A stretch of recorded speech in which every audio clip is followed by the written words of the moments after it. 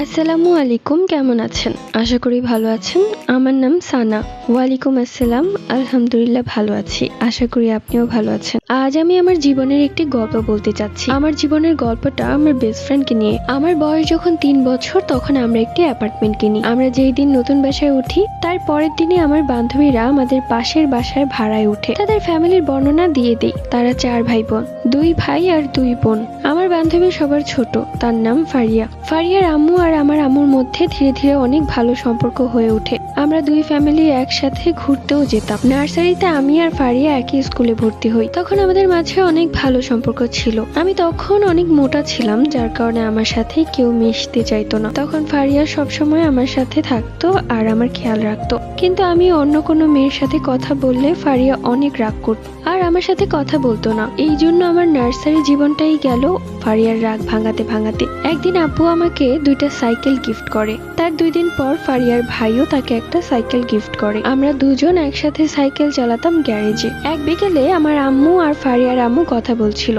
তখন ফারিয়া আর তার খালাতো ভাই সাইকেল চালাতে যায়। আমি সিঁড়িতে দাঁড়িয়ে তাদের দেখছিলাম। পরে আমি বাসায় চলে আসি। তারা দুজন খেলতে থাকে। কিছুক্ষণ পর আম্মু এসে আমাকে বলে আমি নাকি ওদের সাইকেল ভেঙে ফেলেছি। ফারিয়া এটা তার মাকে বলেছে। আমি তো কিছুই জানি না এইসবের। আমি আম্মুকে অনেক বোঝানোর চেষ্টা করি, কিন্তু আম্মু আমাকেই দোষী ভাবছিল, তাই আমাকে অনেক বকে। তার 2 মাস পর হঠাৎ এক বিকেলে ফারিয়ার খালা আর খালাতো ভাই আমাদের বাসায় এসে আম্মুর কাছে যায় আর বলে সাইকেলটি ওনার ছেলেই ভেঙেছে। ভয়ে আমার নামে এগুলো বলেছে। উনি এটা জানতে পেরে মাফ চাওয়ার জন্য দৌড়ে এসেছে। আমার আম্মু বলে সমস্যা নেই, ছোট মানুষ ভুল করেছে। এরপর আমি ক্লাস 1-এ উঠি। ক্লাস 1-এ ফারিয়া মাদ্রাসায় ভর্তি হয়ে যায়। ফারিয়া চলে যাওয়ার পর আমার মন অনেক খারাপ থাকতো, কারণ আমার কোনো বান্ধবী ছিল না। কোনোভাবে আমি ক্লাস 1 শেষ করি। ক্লাস 2-তে আমি নতুন স্কুলে ভর্তি হই। সেখানেও আমার কোনো বান্ধবী ছিল না। ক্লাস 4-এ একদিন আমি একা বসেছিলাম। তখন ইকরা নামের একটা মেয়ে আমার পাশে এসে বসে আর আমার সাথে অনেক কথা বলে। তারপর থেকে আমি সবসময় ইকরার সাথে বসতাম। এভাবেই আমাদের ক্লাস 4ও শেষ হয়ে যায় আর আমরা ক্লাস 5-এ উঠি। ক্লাস 5-এ আবার ফারিয়া আমাদের স্কুলে এসে ভর্তি হয়, কারণ মাদ্রাসার সিনিয়রদের সাথে ফারিয়ার কি একটা ঝামেলা হয়েছিল। আমি প্রথম ফারিয়াকে দেখে খুশি হতাম না। আমি ভাবতাম ফারিয়া স্কুলের সব কথা আমার আম্মুর কাছে বলে দিবে, কিন্তু ও কখনো এরকম কিছু করেনি। ফারিয়া স্কুলে আসার পর থেকে আমি ইকরার সাথে কম মিশতাম, কারণ ফারিয়া রাগ করতো। একদিন আমাদের সাথে আরেকটা মেয়ে এসে বসে। ওর নাম কারিমা। কারিমা পড়াশোনায় মাশাআল্লাহ অনেক ভালো ছিল। কারিমা আমাদের গ্রুপে আসার পর থেকে আমরা 4 জন একসাথে অনেক মজা করতাম। একদিন ফারিয়া তার বাসায় গিয়ে বলে ইকরা মেয়েটা ভালো না। এটা শুনে তার মা তাড়াতাড়ি আসে আমার আম্মুর কাছে আর বলে ইকরা ভালো না। এটা শুনে আম্মু আমাকে অনেক বকা দেয়, বলে ইকরার সাথে আর না মিশতে। আমি মিশতাম তারপরও ইকরার সাথে, কিন্তু লুকিয়ে। এইভাবে ক্লাস 5ও শেষ হয়ে যায়। এরপর সবাই আমরা ক্লাস 6-এ উঠি। ক্লাস 6-এ ভর্তি হওয়ার 3 দিন পরেই আমার দাদা মারা যান, যে কারণে আমাদের গ্রামে যেতে হয়। গ্রামে যাওয়ার পর আমি দেখলাম ফারিয়া স্কুল নিয়ে একটা পোস্ট করেছে আর কমেন্টে একটি মেয়ে লিখেছে আমাদের স্কুল। এটা দেখে আমি তাকে নক দিয়ে জিজ্ঞেস করি তুমি কে? ও বলল আমি ফারিয়ার বান্ধবী মাহি। মাহি মেয়েটা স্কুলে নতুন ভর্তি হয়েছে আর মাহি আমাদের বাসার পাশেই থাকতে আসে।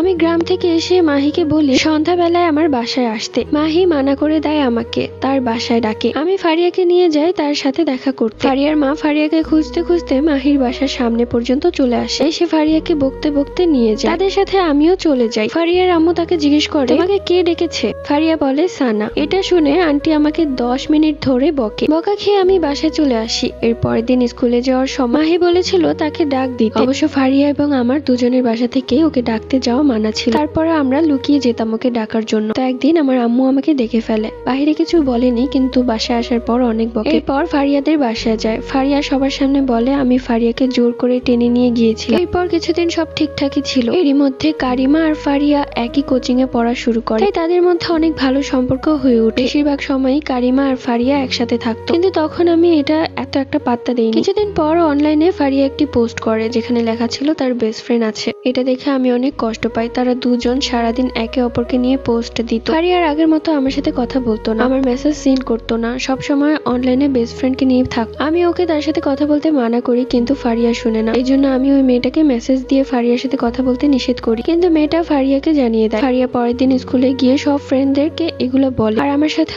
অনেক রাগারাগি করে। অন্য ফ্রেন্ডরাও আমাকে বকে। কিন্তু আপনিই বলেন, আপনার বেস্ট ফ্রেন্ড যদি অন্য কাউকে আপনার থেকে বেশি গুরুত্ব দেয় তাহলে আপনার কি তা সহ্য হবে? আমি একদিন ফারিয়ার বাসায় গিয়ে ওর পা ধরে বলি মেয়েটাকে ব্লক করে দিতে, আর অনেকক্ষণ কান্নাকাটি করি। ফারিয়া তাকে ব্লক করে, কিন্তু 2 দিন পর তারা আবারও একে অপরের সাথে ভিডিও পোস্ট করছে। এতদিনে ফারিয়া আমাকে স্কুলেও ইগনোর করা শুরু করে। আমি আর ফারিয়া একসাথে বসতাম, ফারিয়ার পেছনে বসতো মাহি। ফুল ক্লাস ফারিয়া পেছনের দিকে তাকিয়ে মাহির সাথে গল্প করতো। আমি তাদের গল্প শুনতে গেলে তারা চুপ হয়ে যেত। টিফিন টাইমে ফারিয়া থাকতো কারিমার সাথে, আমাকে ওরা কেউই পাত্তা দিত না। এগুলো নিয়ে আমি সবসময় মন খারাপ করে থাকতাম। ফারিয়া একদিন আমাকে মেসেজ দিয়ে বলে আমি আর তোর সাথে বন্ধুত্ব রাখতে পারবো না, চাইলেও আর সম্ভব না। আমিও ঠিক আছে বলে দিই। পরের দিন আমরা আলাদা আলাদা স্কুলে যাই, কেউই কারোর সাথে কথা বলি না। অথচ ফারিয়া গিয়ে সবাইকে বলে দেয় আমি নাকি ফারিয়াকে মেসেজ দিয়ে বলেছি তার সাথে বন্ধুত্ব রাখবো না। মাঝে মাঝে মাহি আমার সাথে এসে কথা বলতো, কিছুক্ষণ পরে আবার চলে যেত। এক রাতে ফারিয়া আমাকে মেসেজ দিয়ে মাফ চায়।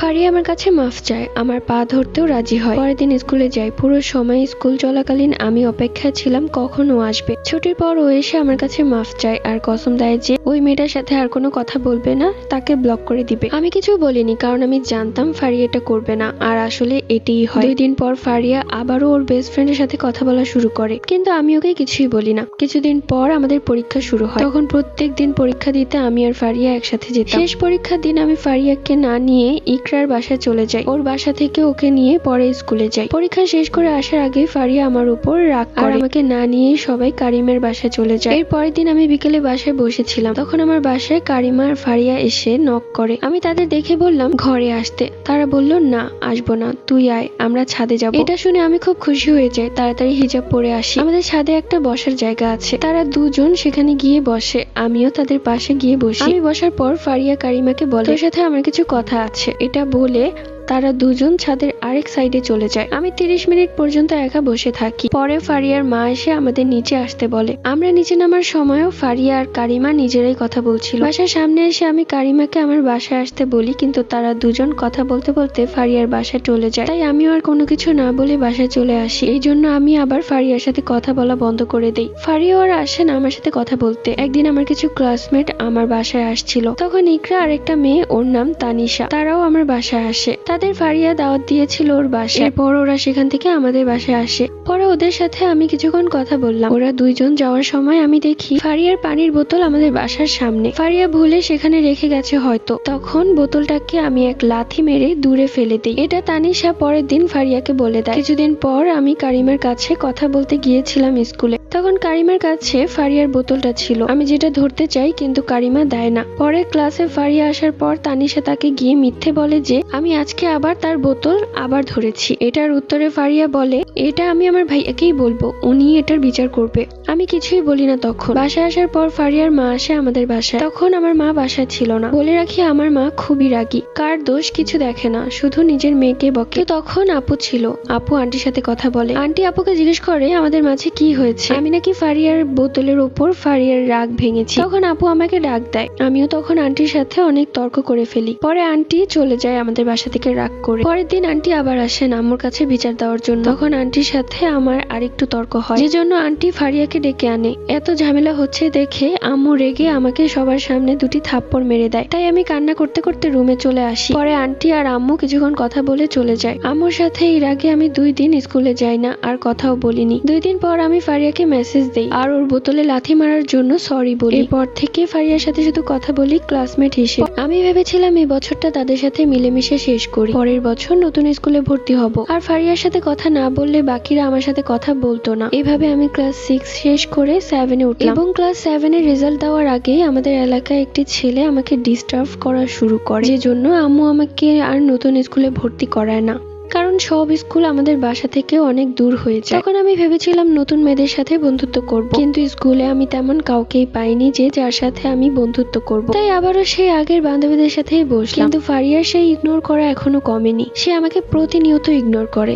আমি শুধু ভাবি আমার দোষটা কি ছিল যে ফারিয়া আমার সাথে এমন করলো। এবং সে আরো লিখেছে, আপু আমার এই জীবনের গল্পটা দিয়ে যদি তুমি ভিডিও বানাও, তাহলে শেষে ফারিয়ার জন্য একটা মেসেজ দিতে চাই, কারণ ফারিয়াও তোমার ভিডিও দেখে। ফারিয়া, আমার যদি কোনো আচরণ তোর খারাপ লেগে থাকে তাহলে সরি, কিন্তু আমি শুধু আমার দোষটা জানতে চাই। তুই আমাদের 11 বছরের ফ্রেন্ডশিপ কেন এইভাবে শেষ করলি? এবং সানা আপুর জীবনের গল্পটা এখানেই শেষ। আর শুধু এটা তোমার প্রশ্ন না, এটা সবারই প্রশ্ন, মানে যারা যারা আমরা এই গল্পটা শুনেছি। বলতে খারাপ লাগলেও আমি একটা কথা বলবো, শোনো সানা, তোমাকে যে যতটুকু গুরুত্ব দিবে তুমিও তাকে সেই পরিমাণ গুরুত্ব দিবে, তাহলে তোমার নিজের সম্মান বজায় থাকবে। আর এই পুরো গল্পটা শোনার পর মনে হয় না যে ফারিয়া তোমার বেস্ট ফ্রেন্ড, আর আদৌ তোমাকে বেস্ট ফ্রেন্ড ভেবেছে। সরি টু সে ফারিয়া এইভাবে বলতে হচ্ছে, বাট পুরো গল্পটা শোনার পর আমার সানার জন্য সত্যি খুব মায়া হচ্ছে। সানা তোমাকে সত্যিকারের বেস্ট ফ্রেন্ড ভেবেছিল, কিন্তু তুমি ওর সাথে যা করেছো একদমই ঠিক করোনি। তোমার জন্য মেয়েটা কষ্ট পেয়েছে অনেক। সবশেষে আমি একটা কথাই বলবো, হয় তোমরা সানাকে তোমাদের সবার মতো সমানভাবে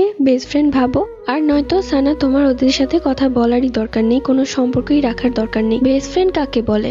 বেস্ট ফ্রেন্ড থাকবে বোনের মতো সম্পর্ক, সেখানে ইগনোর করা, একজনের কথা আরেকজনের কাছে গিয়ে বলা, এগুলো আবার কিরকম বেস্ট ফ্রেন্ড? যাই হোক, আজকে ফুল স্টোরিটা ফারিয়া তুমি নিজেকে সানার জায়গায় রেখে ভেবো। তুমি যদি সানাকে নিয়ে এতটা ভাবতে বেস্ট ফ্রেন্ড ভেবে, তাহলে হয়তো তুমি বুঝতে যে ওর কষ্টটা কোথায় লেগেছে। তাহলে হয়তো তুমি কখনোই ওকে এভাবে হার্ট করে কথা বলতে না, ওর সাথে খারাপ ব্যবহার করতে না, ইগনোর করতে না। তোমাদের আগের বেস্ট ফ্রেন্ডটা তো খুবই সুন্দর ছিল, একজন আরেকজনের জন্য মরে যেতে, তাহলে এখন এরকম কেন? নতুন বেস্ট ফ্রেন্ড হয়েছে তাই। সবসময় মনে রাখবে, নতুন পেলে পুরন কাউকে ভুলে যেতে হয় না, কেননা পুরনো মানুষটা তোমার থেকে সেই আগের এক্সপেকটেশনটাই রাখে যেটা তোমরা প্রথমে ছিলে। প্লিজ তোমরা আমার কথায় কেউ কষ্ট পেও না। ফারিয়ার থেকে আমার একটাই আশা রইল, পুরো স্টোরিতে সানার জায়গায় তুমি নিজেকে ভেবে দেখো। শুভকামনা রইল তোমাদের জন্য, তোমরা সবাই মিলেমিশে থাকবে এই দোয়াই রইল। সবাই ভালো থেকো, দেখা হচ্ছে পরবর্তী কোনো গল্পে। আল্লাহ হাফিজ।